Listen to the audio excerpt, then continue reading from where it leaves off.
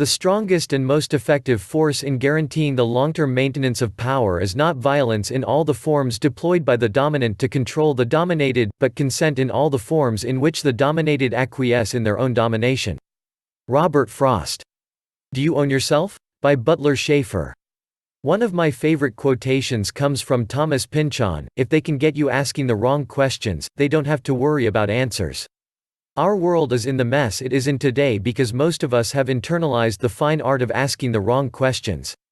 Contrary to the thinking that would have us believe that the conflict, violence, tyranny, and destructiveness that permeates modern society is the result of bad or hateful people, disparities in wealth, or lack of education, all of our social problems are the direct consequence of a general failure to respect the inviolability of one another's property interests. I begin my property classes with the question, do you own yourself? Most of my students eagerly nod their heads in the affirmative, until I warn them that, by the time we finish examining this question at the end of the year, they will find their answer most troubling, whatever it may be today. If you do own yourself, then why do you allow the state to control your life and other property interests? And if you answer that you do not own yourself, then what possible objection can you raise to anything that the state may do to you? We then proceed to an examination of the case of Dred Scott v. Sanford. The question of whether Dred Scott was a self-owning individual, or the property of another, is the same question at the core of the debate on abortion. Is the fetus a self-owning person, or an extension of the property boundaries of the mother? The same property analysis can be used to distinguish victimizing from victimless crimes. Murder, rape, arson, burglary, battery, theft, and the like, are victimizing crimes because someone's property boundaries were violated. In a victimless crime, by contrast, no trespass to a property interest occurs. If one pursues the substance of the issues that make up political and legal debates today, one always finds a property question at stake. Is person X entitled to make decisions over what is his, or will the state restrain his decision-making in some way? Regulating what people can and cannot put into their bodies, or how they are to conduct their business or social activities, or how they are to educate their children, are all centered upon questions of property. Property is not simply some social invention, like Emily Post's Guide to Etiquette, but a way of describing conditions that are essential to all living things. Every living thing must occupy space and consume energy from outside itself if it is to survive, and it must do so to the exclusion of all other living things on the planet. I didn't dream this up. My thinking was not consulted before the life system developed. The world was operating on the property principle when I arrived and, like the rest of us, I had to work out my answers to that most fundamental, pragmatic of all social questions: who gets to make decisions about what? The essence of ownership is to be found in control. Who gets to be the ultimate decision maker about people and things in the world? Observe the rest of nature: trees, birds, fish, plants, other mammals, bacteria, all stakes out claims to space and sources of energy in the world, and will defend such claims against intruders, particularly members of their own species. This is not because they are mean-spirited or uncooperative, quite the contrary. Many of us have discovered that cooperation is a great way of increasing the availability of the energy we need to live well.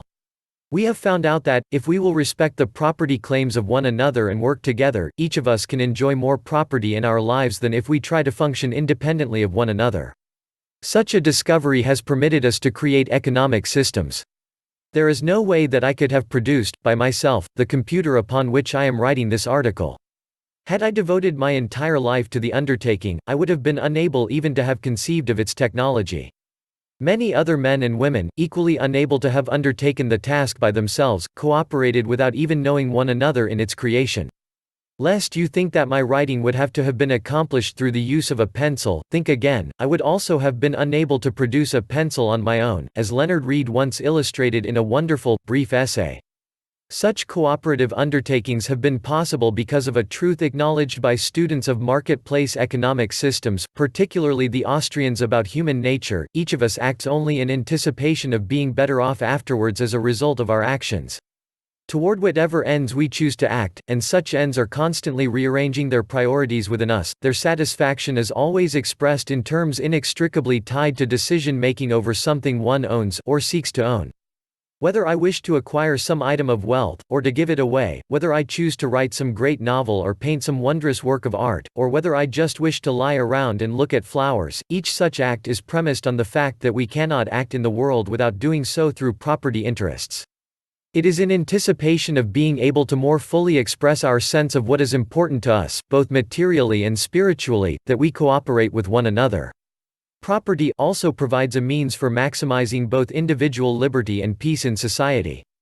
For once we identify who the owner of some item of property is, that person's will is inviolate as to such property interest. He or she can do what they choose with respect to what is theirs. If I own a barn, I can set fire to it should I so choose. If I must first get another's permission, such other person is the owner.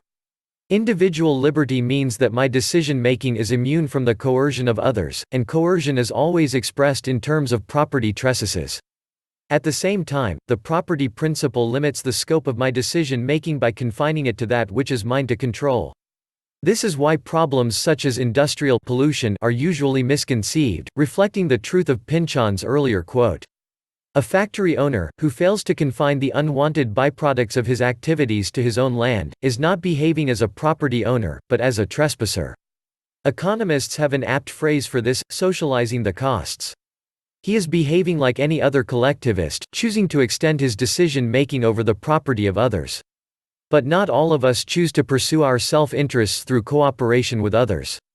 Cooperation can exist only when our relationships with others are on a voluntary consent basis, which, in turn, requires a mutual respect for the inviolability of one another's property boundaries.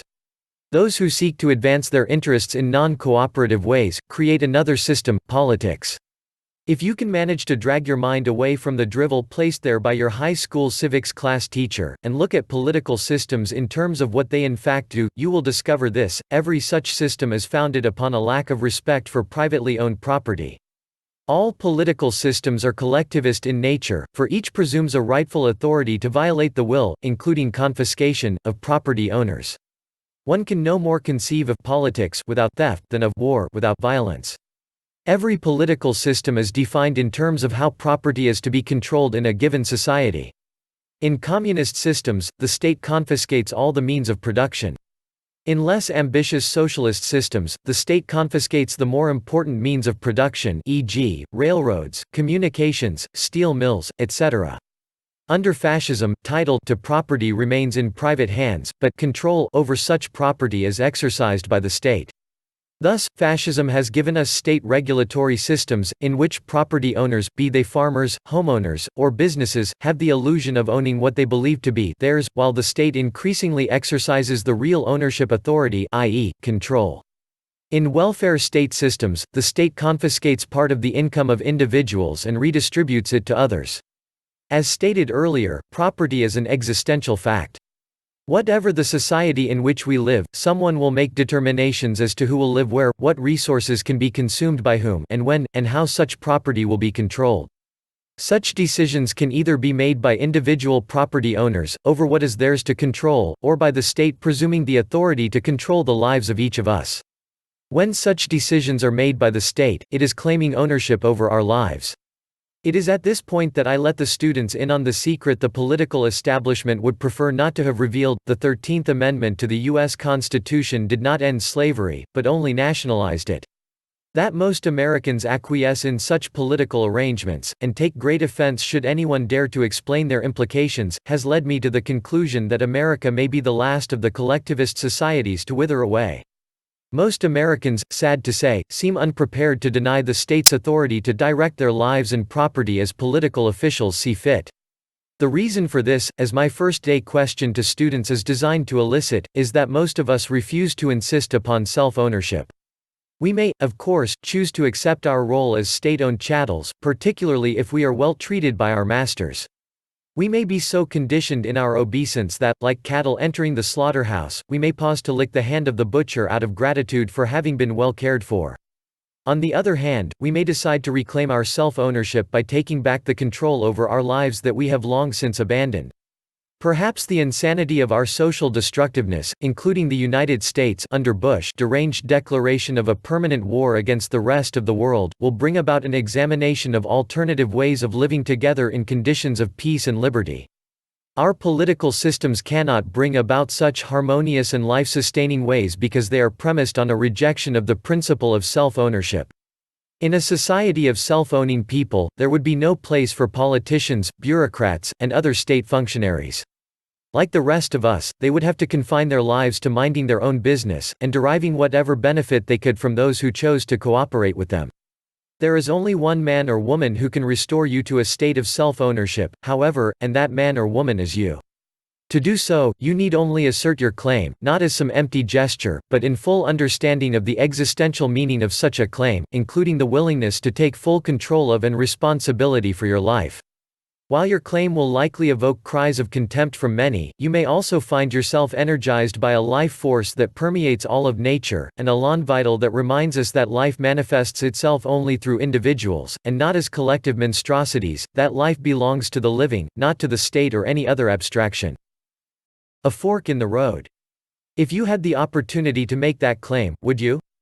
If you were given a choice to choose a path, one with a life of free will, or to stay on your existing path of government control, what would you choose? Under God's laws you are responsible to obey God's commandments. Under man's law, you are responsible to obey the government. Let's presume for a minute you did have that opportunity to make a life-changing choice. Let's better define each path or fork in the road. Currently you are a U.S. citizen living under government control. Let's say at the fork a man waits. He waits for you to make a decision. The decision is for you to choose your remaining life's path. He holds two contracts. You are to choose one. You are to agree to its stipulations and sign it. One is for you to live and be responsible to your Creator. The other is for you to live and be responsible to your government. Contract A, you choose to live in a constant state under government rule and control. Contract B, you choose to live a life of free will and are responsible to God at the end of your life. Let's further better compare the two contracts so we can make a conscious decision. Plan A, you honor a contract we'll call Contract A, which has been violated almost since its inception.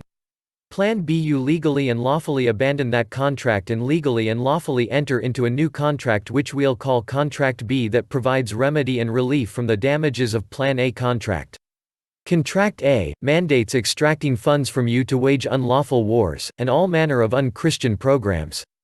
Refusal to fund these programs have caused and will continue to cause those refusing for any reason to be fined, imprisoned, and even tortured.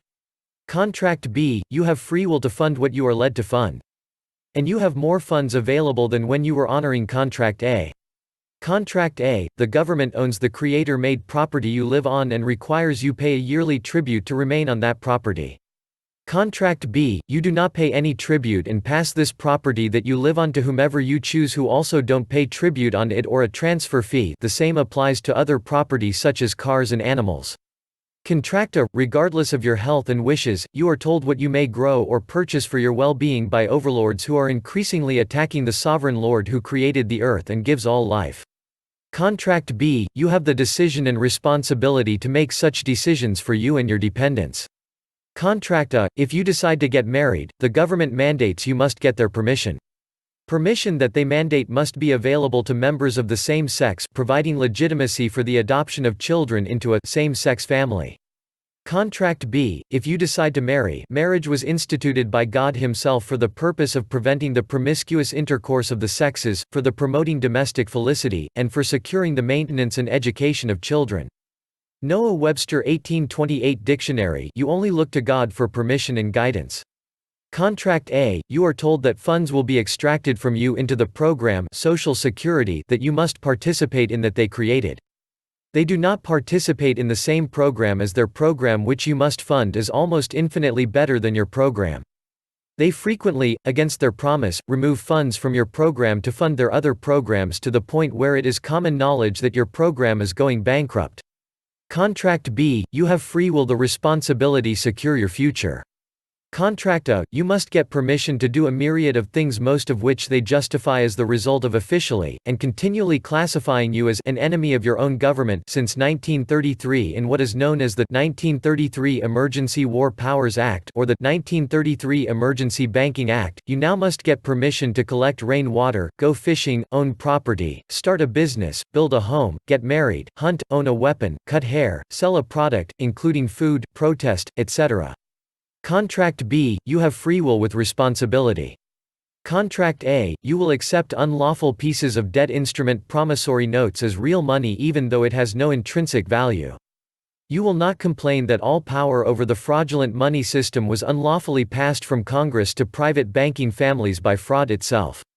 You will also not complain that the banking families will charge you interest for every fraudulent debt note that your labor in this money system provided, even those these banking families labor against your best interest and moral code.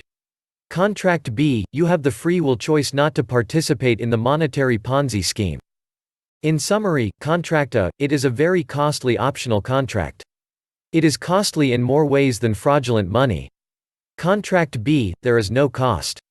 It is a gift. Any thoughts on which path you would choose? That was fun.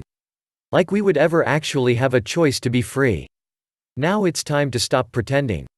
And in reality, the only pretending that is going on is pretending you don't have a choice. This opportunity exists, and it exists now. Click on the playlist Bill of Peace 2020 at the end of this video, learn more, and choose your path today. Plan A, Contract A, or Plan B, Contract B. After a 5-year battle by those who were led to continue beyond rational reasoning, the choice is yours. What would Jesus say you should do? Time is limited, don't wait.